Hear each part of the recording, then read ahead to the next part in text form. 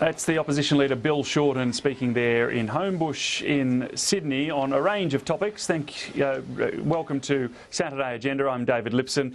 I want to bring our panel immediately into the conversation on the program today, perhaps for a little bit of a response to what Bill Shorten was saying there. Josh Frydenberg, the Parliamentary Secretary, is in Melbourne, and Matt Thistlethwaite, the Shadow Parliamentary Secretary, is in our CBD studio in Sydney. Thank you both very much for your time. Look, I want to start with one of the things that Bill Shorten was asked about there, and that is coal, the tariffs that have been imposed by China of between 3 and 6% on Australian coal.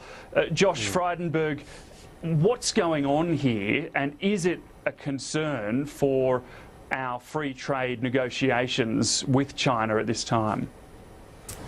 Well, David, it is a concern, and can I just make 3 points? Firstly, we did not see these new tariffs coming. The 3% tariff on coking coal, which is used in steel production, and the 6% tariff on thermal coal, which is used in energy production and power stations, can have a dramatic impact on the exports from Australia of these commodities. The second point is our Treasurer Joe Hockey is in Washington today, and he will raise this issue directly with the Chinese Finance Minister in their meeting. And then the third point is we have free trade negotiation discussions going on right now. Australia and China are great trading partners and friends. It's $150 billion worth of two-way trade. Australian exports of coal last year were over $38 billion, so it's a major export. And this will be on the table. We want to see the removal of these tariffs as part of the free trade negotiations, because countries like Indonesia, which also export coal into China, seem to be exempt from these tariffs.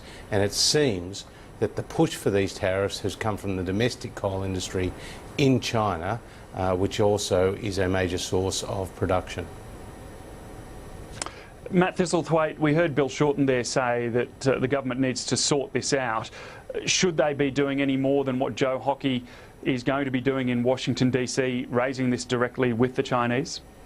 Well, David, this is quite embarrassing for the government. We're in the context of free trade negotiations. I think the Prime Minister stated recently that he was confident those negotiations would be concluded with a successful deal this month. And here we have the Chinese government announcing a new tariff, an increased tariff on Australian coal exports. It has the potential to damage a very productive and resourceful Australian coal industry, and Bill Shorten's right.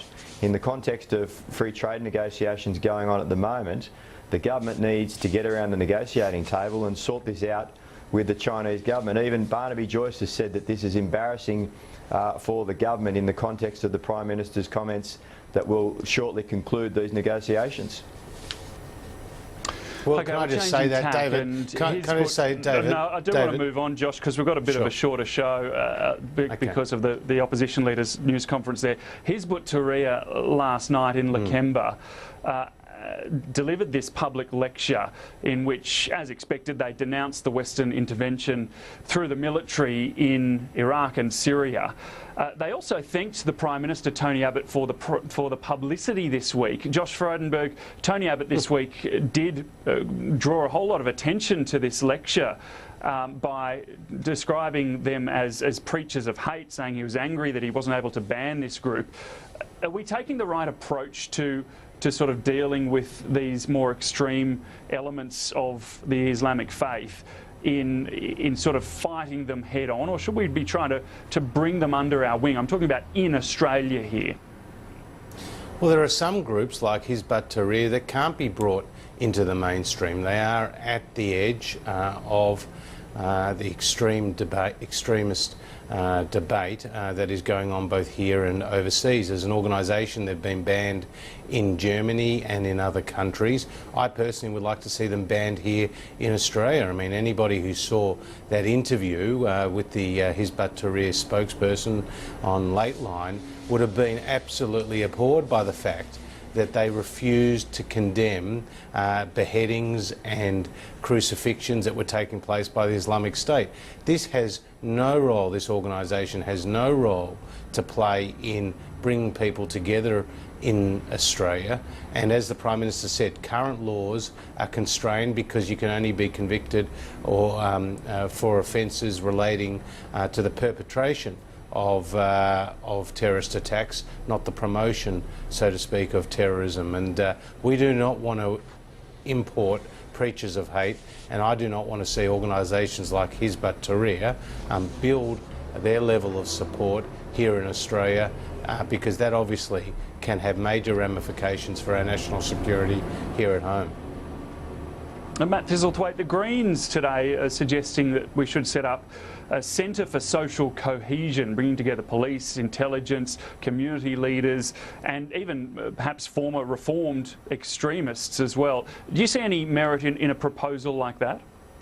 Well, the best way to combat groups such as Hizb ut-Tahrir and their extremist views, and I've certainly got no time for the views of organisations such as this. They don't reflect Australian values, and I think the best way to stamp them out is to promote harmony within our community, and that's why Labor, when in government, introduced programs such as those which promoted social harmony, which promoted social cohesion, and worked with at-risk and vulnerable youth from Islamic backgrounds to promote social cohesion. So the best way to stamp out these sort of comments is to really ignore them and to promote social values that reflect Australian society, and have trust and faith in our security and our policing organisations that they will do a fine job in prosecuting and arresting people if these views become ones which incite hatred and violence in our community.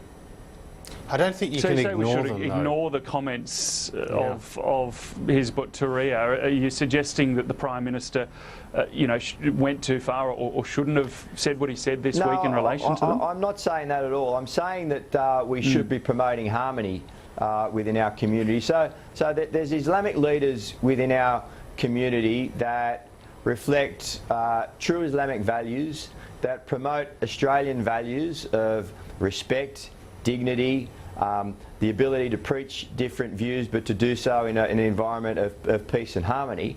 But they never get the daily coverage that some of these other organisations are getting, and I think we should be promoting those views in our community as more reflective of mainstream Islam and Australian values.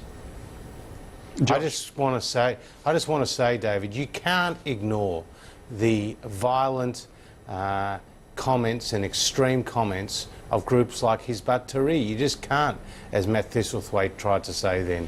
You have to emphasise the fact that this has no place here in Australia, and we need to move as a parliament, as a government, to ban organisations such as this, because as in countries like Germany, they've already been banned because they do not enhance in any way community harmony. And we've seen in Australia AFP raids in Brisbane, Melbourne and Sydney. We've seen the death of an 18-year-old extremist here in Melbourne after a stabbing incident with federal police officers. We've seen 3 Australians go across to Syria and Iraq to be suicide bombers, and we've seen the domestic threat level increase on the advice of our intelligence agencies. This is an extremely serious situation, and we can't ignore comments by groups such as Hizb ut-Tahrir. They have no place in Australian society, and as far as I'm concerned, they should be banned. Okay, I do want to move on. A few other issues I want to touch on. One of them is Ebola, and we heard Bill Shorten just there saying that he believes, although everything is being done appropriately and vigilantly here in Australia, ensuring it doesn't come here or spread here, he believes we can do more for the world effort. Josh Frydenberg, why aren't we more involved in the world effort? The case has been made that it's a long way, and should we need to evacuate anyone, it's a long way, but we have many Australians working there already and working in other dangerous zones around the world. Well, Bill Shorten's just wrong. We are doing a lot. as a government. We contribute $40 million to the World Health Organization for responses to incidents such as this, and we've just committed an extra $18 million, particularly to the UN response to the Ebola virus. In terms of our customs officials, we're on high alert here for people travelling from Western Africa. We've got designated hospitals set aside. The good news in the last 48 hours is that the Australian nurse who was in Cairns Hospital has been cleared of Ebola, as well as the other 11 people who had been tested. But we are participating in the international effort. We don't have the same capacity in terms of the military personnel and the specially equipped planes as some other countries like the United States do, but we are certainly working with our international partners internally among coordinating with the domestic agencies. This issue came up yesterday at the COAG meeting, David, between the state and the federal governments. We are doing everything possible to try to participate fully in the international response to this deadly virus which has actually caused the deaths of thousands of people already in Western Africa. Matt Thistlethwaite, the point was made by the Health Minister yesterday. It's a 30-hour flight should anyone, any Australian who may contract the disease in Africa need to be rushed back home, and that may not be, or that may be too long to actually save them. Why do we need to be having a more formal government coordinated response to this when the risks are so great to our people?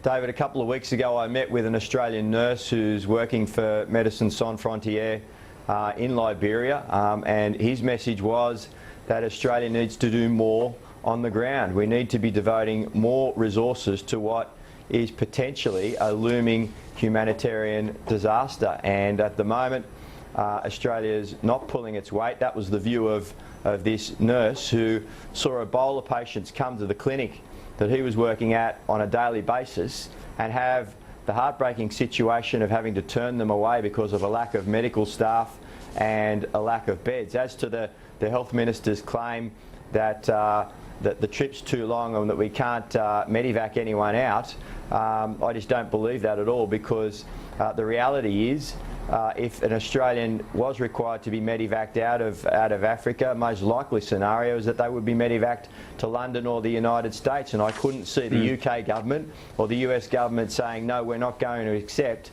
an Australian patient. It's a convenient excuse from this government who's not pulling its weight. Matt Thistlethwaite, Josh Frydenberg, thanks so much for your time today. Pleasure, Dave.